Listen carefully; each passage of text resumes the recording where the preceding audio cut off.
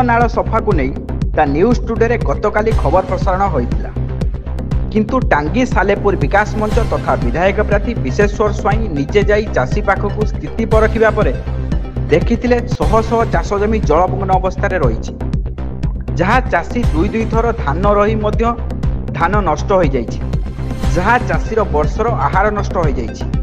एहाकु नहीं विश्वेश्वर स्वाई पाटनाळ सफा न होबाकु नहीं ड्रेनेज विभाग को ऊपर बर्षिबा सहित निजे जाई ड्रेनेज विभाग कटक चीफ इंजीनियर को भेटी लिखित अभियोग कर।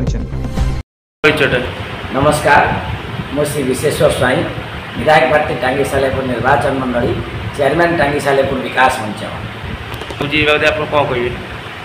आज्ञा ये घटना अति दुर्भाग्यजनक घटना। मो निर्वाचन मंडली सालेपुर निर्वाचन मंडली एक कृषि प्रधान एरिया। यार मुख्य अंचल है मो अंचल से पूर्वगछ हो मध्य गछ हो आतड़ा हो बारबड़िया हो शिशुआ हो काठार हो पाटपुर हो।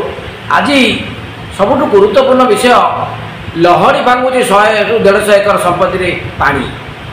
यार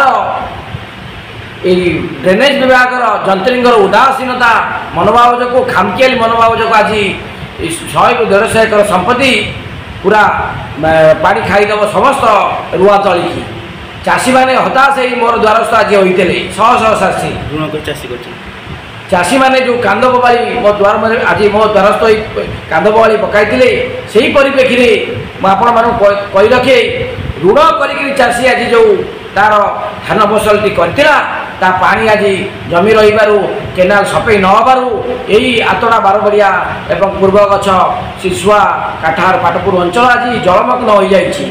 तेणु आपण मानक माध्यम सर्वोच्च जंत्री ड्रेनेज विभाग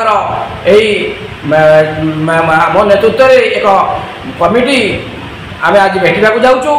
ए परिप्रेक्षी तत्काल यदि समाधान न हुए चाषी माने आंदोलन करेंगे बोली मत कही। तेणु मोर निवेदन आपण मैंने धैर्य धरतु आपण मान समस्या समाधान हम।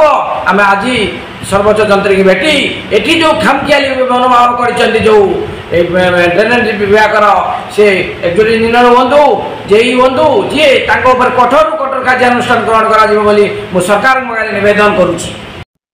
कटक जिला Salepur Vishwajit Dalai report the news today.